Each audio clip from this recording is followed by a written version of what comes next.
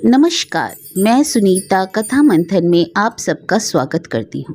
कथा मंथन में आज सुनिए उपेंद्र नाथ अश्क जी की कहानी दुलो।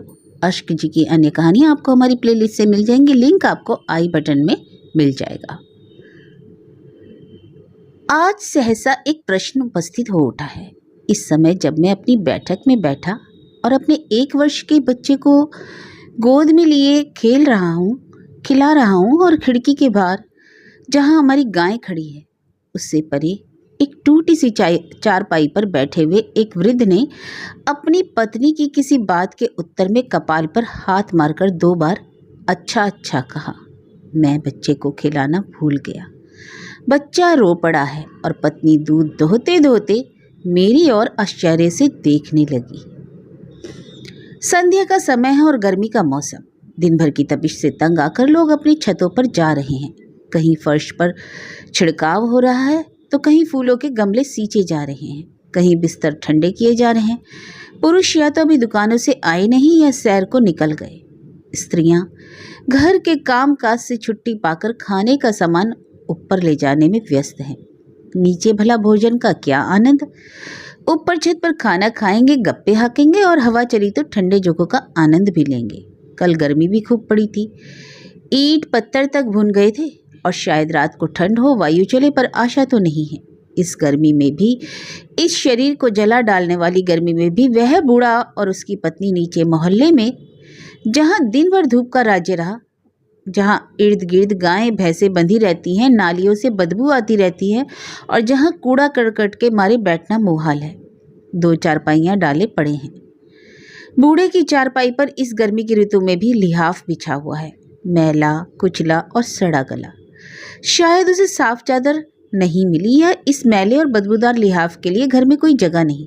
उसकी पीठ कुबड़ी है, कंधों की हड्डियां ऊपर को उठी हैं, छाती अंदर को धंस गई है। आंखों पर एक बड़ा पुराना और फ्रेम टूट जाने के कारण धागों से बंधा हुआ ऐनक है। चेहरे पर दाढ़ी बढ़ आई है। सिर पर मलमल की मैली सी गोल टोपी है। शरीर नंगा और कमर में मोटे खद्दर का 1.5 गज का अंगोछा है। उसकी बुढ़िया पत्नी बड़बड़ाती हुई अपनी चारपाई पर जाकर बैठ गई और धीमे स्वर में बूढ़े को कोसने लगी। उसकी चारपाई पर केवल एक फटी दरी और मैली सी चादर है और दोनों में किस बात का झगड़ा हुआ तो ये बात तो मालूम नहीं, और ऐसी बात भी क्या हुई होगी। बूढ़े को प्यास लगी होगी, वह बीमार है और बहुत चल फिर नहीं सकता। उसने पत्नी से पानी लाने को कहा होगा और बुढ़िया ने उत्तर दिया होगा, तुम्हें तो सारा दिन प्यास ही लगा रहता है, मुझे दिखाई कम देता है, कैसे ला दूं? तुम स्वयं क्यों हिम्मत नहीं करते? और इस पर शायद अच्छा अच्छा कहकर बूढ़े ने सिर पीट लिया। कदाचित मेरा अनुमान ठीक है, क्योंकि कुएं पर पानी भरने वाले को पुकारकर उसने पानी मांगा और गटागट 2 गिलास पीकर लेट गया। शायद उसने एक निश्वास भी छोड़ा है। आजकल जब गर्मी में बर्फ के बिना एक घूंट तक हलक से नीचे नहीं उतारा जाता और जब दिन रात लस्सी और शरबत का शोर मचा रहता है, जब कुछ घरों में बादामों की शरदाइयाँ होती हैं और गर्मी के मारे गला सूखा जाता है और ये बेचारा प्यास का नाम भी नहीं ले सकता, पत्नी के पानी ना देने पर बर्फ का नहीं, सुराही अथवा घड़े का नहीं, केवल कुएं का ताज़ा पानी पीकर चुपचाप लेट गया। और वह बुढ़िया, वह उसकी पत्नी है, वह क्या कम सुखी है? आंखों में प्रायः अंधी लाठियों के सहारे चलने वाली पतली दुबली फल बहरी के कारण आधे श्वेत और आधे काले मुख वाली अपनी खाट पर दुखिया बनी बैठी है। एक साक्षात दुख है और दूसरी साक्षात निराशा। क्या इनका संसार में कोई नहीं? क्या यह पति पत्नी जगत से सर्वथा एकाकी हैं? नहीं, इनका एक लड़का है, एक इकलौता लड़का। अभी अभी वह इनकी खाटों के पास से होकर अपने तिमंजिले मकान की छत पर जा लेटा है। उसकी लड़की उसे पंखा कर रही है और उसकी पत्नी उसके पांव दबाने लगी है। प्यास लगी है, सुनते ही दोनों माँ बेटी भाग खड़ी हुई। छोटा लड़का बर्फ लेने दौड़ा। शरबत लाऊं या शरदाई? पत्नी ने दूसरी मंजिल से पूछा। अरे जो चाहे ले आओ, पर जल्दी करो। शरदाई रगड़ी जाने लगी। बूढ़े को शायद फिर प्यास लगाई। उसने जीवा को होठों पर फिरा और एक ठंडी सांस खींचकर करवट ली। मुझे पहले पहल दुल्हों का परिचय एक नाच की महफिल में हुआ। मैं उस समय ना जाने किस श्रेणी में पढ़ता था, शायद किसी श्रेणी में भी नहीं। शायद पढ़ने के निमित्त पाठशाला जाने के लिए मुझे कुछ महीने प्रतीक्षा करनी थी। रात्रि का समय था। गैस के उज्जवल प्रकाश में मोहल्ले का कोना कोना चमक रहा था। मध्य में एक दरी बिछी थी, उस पर एक सुंदर जाजिम। मोहल्ले में कोई बिरला ही ऐसा व्यक्ति होगा जो मुजरा देखने ना आया हो। दो नाजुक सी नर्तकियां मजे से बैठी पान चबा रही थीं। सुंदर सुषमा से बनी हुई, बात बात पर वायु की नाई बल खा जाने वाली, मदभरी बातों से मोह लेने वाली। उनके पीछे बैठे थे सारंगी थामे हुए उस्ताद, तबलची और हारमोनियम मास्टर, बात पर जी हजूर कहने वाले, बात बात पर व्यंग के तीर छोड़ने वाले, बात बात पर कह कहे लगाने वाले सभासद मानो मंत्रमुग्ध बैठे इन परियों जैसी नाचने वालियों को देखने में व्यस्त थे, जिनकी लज्जा कृत्रिम थी, जिनकी मुस्कुराहट बेबाक थी और जिनकी आंखें बिजली की भांति अस्थिर थी। गैस की चारों ओर बहुत से पतंगे घूम रहे थे। मैं अपने पुराने मकान के मुंडेर पर बैठा उन्हें देखने में मग्न था। मुझे स्मरण है कि मैंने कई बार प्रयास भी किया था वह सुंदर सी युवती मेरी ओर भी देखे, पर मेरी चेष्टाएं निष्फल ही रहीं और इसलिए मुझे उसके प्रति उपेक्षा सी हो गई। मैं उधर से ध्यान हटाकर उन पतंगों को देखने लगा था। जो मुझे याद है उस समय भी मेरे मन में यह प्रश्न उत्पन्न हुआ था कि इन पतंगों और इन मनुष्यों में अंतर ही क्या है। दोनों निछावर हो जाते हैं, पर जिन्हें उनके बलिदान की कुछ परवाह नहीं। छन छन छन एक चंचल नुपुर ध्वनि ने मुझे अपनी ओर आकर्षित कर लिया। एक नर्तकी पुतली की भांति धरी पर थिरक रही थी, पतली सी, कनक कामिनी सी, सुंदर लता सी। आज भी जब इस घटना को वर्षों बीत गए, मेरे सामने वह उसी प्रकार थिरक रही है, उसी प्रकार नाच रही है और उसी प्रकार कटाक्ष के तीरों से दर्शकों के दिलों को घायल कर रही है। यह बहुत देर तक होता रहा। उसका रसीला स्वर भी कई बार आकाश में गूंजा। उसने गाया भी, और स्मरण नहीं क्या गाया, आजकल मुजरा होता है कि किस या क्या राग, तब ज्ञात नहीं कौन सा राग प्रचलित था और कौन सा गाया गया, पर इतना याद है कि उसका स्वर अत्यंत आकर्षक था, मीठा सा, मद भरा, नींद सा ला देने वाला। कई बार ऊँघा, परंतु जब आंख खुली उसे गाते, नाचते, मुस्कुराते और अपने दीवानों से रुपये लेकर सारंगी के छेद में डालते देखा। फिर ना जाने मुझे कब नींद आ गई, पर जब उठा तब अपने बिस्तर पर लेटा हुआ था। सिर कुछ दर्द कर रहा था, पर इसकी कुछ परवाह न करके मैं भागकर मुंडेर पर गया। ना वह प्रकाश था और ना वह महफिल। शामियाना अवश्य था, पर कदाचित रात के सुख स्वप्न की स्मृति में आंखें बंद किए पड़ा था। नाचने वालियां जा चुकी थी और साजिंदे भी जाने की तैयारी में व्यस्त थे।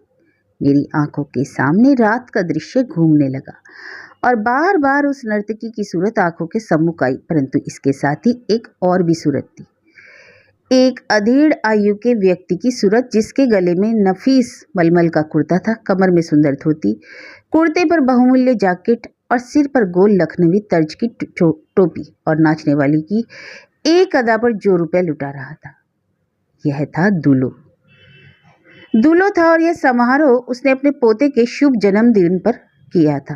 हाँ, यही दूल्हो था। जाति का सुनार था, रुपए पैसे की कमी ना थी। पोते के जन्मदिन पर जो खुशी उसने मनाई थी, उसकी चर्चा आज भी घर घर में है। उसने नाच रंग पर व्यय चाहे अधिक न किया हो। नायिकाएं उसके असामियां होने के कारण, उससे रुपए उधार लेने के कारण उसे इस शुभ दिन पर बधाई देने वैसे ही आ गई, और वे ले इतना गई कि सौदा करने पर भी ना पाती। सुनते हैं उसमें ऐब भी थे। वह खाने पीने वाला आदमी था। खाने पीने वाला, यह शब्द कटु सा प्रतीत होता है, पर मेरे विचार में खाने पीने वाला मनुष्य बिना खाए पिए जीवन बिता देने वाले से कहीं अधिक अच्छा है। परंतु खाने पीने वाले आदमी के लिए बुढ़ापा शायद दूसरे की अपेक्षा अधिक दुखदायी होता है। शुष्क और नीरस प्रकृति के आदमी को किसी प्रकार की चाट तो नहीं होती, उसे कोई ऐब तो नहीं होता, और वह किसी प्रकार रो पीट कर जीवन के दिन तो बिता देता है। लेकिन विलासी मनुष्य, उसकी हसरतों की कथा दूसरी ही है। परसों की बात है, सुबह 9 बजे होंगे। मैं स्नान आदि से निवृत्त होकर एक किताब लेकर पढ़ने को बैठा ही था कि मेरे कानों में हल्की सी उखड़ी उखड़ी सी आवाज़ सुनाई दी। बाबू, बाबू। मैंने दृष्टि उठाई। सामने एक हाथ में बर्तन और दूसरे में लाठी का सहारा लिए हुए दूल्हो खड़ा था। क्या बात है बाबा जी? मैंने तनिक उठकर पूछा। जरा लोटा भर लस्सी तो ला दो बाबू। आवाज में दीनता थी और विवशता। मैं दौड़कर ऊपर गया और लस्सी का लोटा भरकर उसके घर दे आया। सारा दिन मैं काम ना कर सका। उसके लड़के की निष्ठुरता पर मेरा हृदय आठ आठ आंसू रोता रहा। अपने माता पिता के लिए उससे क्या इतना भी नहीं होता, जिन्होंने उसके लिए दुनिया भर के दुख झेले, दुनिया भर की मुसीबतें मोल ली थी। अपने उन्हीं माँ बाप के लिए क्या उसके खजाने में एक घुट पानी भी नहीं? सामने चारपाई पर बुढ़िया लक्ष्मी बैठी थी। इस पुत्र को पाने के लिए उसने क्या क्या ना किया, कौन सा जादू ना जगाया, कौन सा मंत्र ना फूका। मुझे अच्छी तरह स्मरण है, मेरी परदादी उसे अपने घर में ना आने देती थी। बच्चे वाली स्त्रियां उसकी छाया तक से दूर भागती थी। उसने कुएं तक सुखा दिए थे, वृक्षों को ठूट कर दिया था। हमारे पुराने मकान के साथ एक लसूड़े का वृक्ष था, जिसके कारण हमारी परदादी लसूड़े वाली कहलाती थी। किसी टोने टोटके वाली के कहने पर इसने इस वृक्ष के नीचे स्नान किया और वह वृक्ष सूख गया। उसी दिन हमारी परदादी ने मोहल्ले भर को इसके भयानक प्रभाव से खबरदार किया। वह कहती, इसकी बात मत पूछो, इसने पंजपीर कुएं में उतरकर स्नान किया था, कुआं सूख गया। लैला वाले की बावड़ी इस कलमुही के भेंट चढ़ गई, अब उसमें नाम को भी पानी नहीं। इस पापिन ने मेरा हरा भरा लसूड़े का वृक्ष सुखा दिया। यह जिस घर जाएगी आग लगाएगी। मोहल्ले की स्त्रियां एक बड़ी बूढ़ी के मुंह से ऐसी बातें सुनकर अपने बच्चों को गोदी में लेकर घरों को भाग जाती, कहीं लक्ष्मी की कुदृष्टि उन पर ना पड़ जाए। लक्ष्मी के बच्चे ना होते तो यह बात ना थी। होते थे पर मर जाते थे, बचता कोई ना था। कौन सी ऐसी जगह है जहां किसी ने बताया हो और यह ना गई हो? इच्छा कुंड या यह गई। सकेसर की यात्रा इसने की। गंगा जमुना कृष्णा कावेरी सब नदियों में इसने डुबकियां लगाई, सब तीर्थ देख डाले, तब जाकर कहीं यह लड़का बचा। गुरु अर्जुन देव के गुरुद्वारे की परिक्रमा के बाद पैदा हुआ था, इसलिए इसका नाम गुरुदित्ता रखा गया। एक गुजरी घर में रखी गई। डर के मारे कोई खुशी ना की गई, कहीं मौत को यह प्रसन्नता बुरी ना लगे। जब दुलो अपने पोते के जन्मदिन पर खुशी मना रहा था, तब कौन जानता था कि वह अपने पुत्र के जन्मदिन का चाव नहीं निकाल रहा था। वही दुलो और वही लक्ष्मी आज इसी लड़के के हाथों जीते जी मौत के मुंह में धकेले जा रहे थे। दुलो का दोष ही क्या था? यही ना उसने अपने जिगर के टुकड़े को अपने जीते जी घर में सर्वे सर्वा बना दिया था। निश्चय था कि उसका बेटा, जिसे उसने सब कुछ सौंप दिया था, उसकी वृद्धावस्था में जब जीवन संग्राम से थका हुआ उसका शरीर विश्राम का आसरा ढूंढता होगा, उसे सुख देगा। उसका यह विचार कितना निर्मूल था, उसकी यह आशा कितनी भ्रमपूर्ण थी। अमर कौर दुलो की पुत्र वधू का नाम था। गुरुदित्ता की पहली पत्नी बहुत पहले मर चुकी थी। बेचारी अच्छी थी, सुंदर थी, सलीके वाली थी, परंतु सुनते हैं परमात्मा को भी तो अच्छे स्त्री पुरुष की आवश्यकता रहती है। अच्छे लोग ही पहले मरते हैं। दूसरा विवाह हुआ। श्रीमती अमर कौर तशरीफ लाई। चेहरा सुंदर, हृदय स्याह, मुंह की मीठी, मन की कड़वी, बगल में छुरी, मुंह पर राम राम। ऐसी बनी कि सास ससुर के मन मोह लिए। मीठी मीठी बातें करके सब अपने पति के नाम करवा लिया। बस फिर क्या था, असली रूप प्रकट होने लगा। सास बहू में झगड़ा रहने लगा। स्नेह स्नेह लक्ष्मी के हाथ से सब कुछ चला गया। जो स्वामी था वह भिखारी से भी गया गुजरा हो गया। दुलो अब बीमार रहने लगा था। दुकान करने की हिम्मत नहीं थी। घर में बैठा रहता और अपने निरादर पर दिल ही दिल जला करता था। कभी कभी जब दुख असहनीय हो जाता, तब दिल की जलन आंखों के रास्ते निकल जाती। इससे अधिक एक निर्बल निसहाय बूढ़ा कर ही क्या सकता है। एक दिन सास बहू में फिर झगड़ा हो गया। घर में खीर बनी थी, पर उनके लिए ना आई। और बूढ़ों का स्वभाव तो बच्चों सा हो जाता है, उनकी लालसाएं भी तो बच्चे जैसी ही होती हैं। लक्ष्मी के मुंह से निकल गया, अरे तुम खाना क्यों देती हो, बिगाड़ टालती हो। बस इस पर श्रीमती अमर कौर ने तूफान सिर पर उठा लिया। मुझसे रोज रोज इनके लिए खीर हलवा नहीं बनाया जाता। नीयत तो देखो कितनी औछी हो गई, बच्चों की तरह मचले पड़ते हैं। गोकुल रोता था, जरा खीर बना दी। मुझे ज्ञात ना था कि ये 70 वर्ष के बच्चे भी मचल पड़ेंगे। गुरुदित्ता पत्नी के इशारों पर नाचते थे। उस दिन से माँ बाप के लिए 15 रुपया मासिक लगा दिया। बुढ़िया लक्ष्मी अपने कांपते हाथों और प्रायः अंधी आंखों से चूल्हा झोंकती और जली सड़ी रोटियां पकाती। दुलो उन्हीं को खाता और ईश्वर को धन्यवाद देता। स्नेह स्नेह यह रकम भी घटकर 10 पर आ गई, 10 से 8 पर। परंतु अमर कौर को तो ये 8 भी अखरते थे। एक दिन बहाना बनाया, लोग फटकारे देते हैं, कहते हैं इससे बूढ़े सास ससुर की रोटी नहीं दी जाती, मैं अब इन्हें अपने हाथ से रोटी खिलाऊंगी। उस दिन से रुपए भी बंद कर दिए गए। अमर कौर स्वयं खाना बनाने लगी। घर में क्या बना है क्या नहीं, इस बात का उन्हें पता न लग जाए, इस विचार से उनका स्थान भी तीसरी मंजिल के बदले बीच की मंजिल में कर दिया गया। रसोई ऊपरी मंजिल में थी। वहां से गिने हुए फुलके और तुला हुआ सालन आने लगा। जिस दिन सालन तनिक सुस्वादु होता, उस दिन फिर घर में झगड़ा हो जाता। वे प्राय रोटी और मांगते और अमर कौर कहती, मुझसे अब 4 बार चूल्हा नहीं जलाया जाता। ये तो चाहते हैं कि मैं सारा दिन गर्मी में चूल्हे के पास बैठी रहूं, बीमार हो जाऊं और मर जाऊं। मुझसे यह ना होगा। इनका पेट है या कुआं? 10-10 रोटियां खा जाते हैं, फिर भी मरने में नहीं आते। इस रोज रोज की दांत किट से तंग आकर गुरुदित्ता ने फिर रुपए देना शुरू कर दिया और अब उनकी संख्या घटकर 3 हो गई और उनके रहने का स्थान भी निचली मंजिल की 2 अंधेरी कोठरियां। दूल्हों ने यह फैसला सुना तब उसके सीने को चीरकर एक दीर्घ निश्वास निकल गया। 3 रुपए मासिक? गुरुदित्ता ने कह दिया, मेरा कारोबार घट गया है, मैं इससे अधिक दे नहीं सकता। दूल्हों ने लंबी सांस ली और चुप रहा। उसी दिन से दोनों पति पत्नी बाहर मोहल्ले में सोने लगे।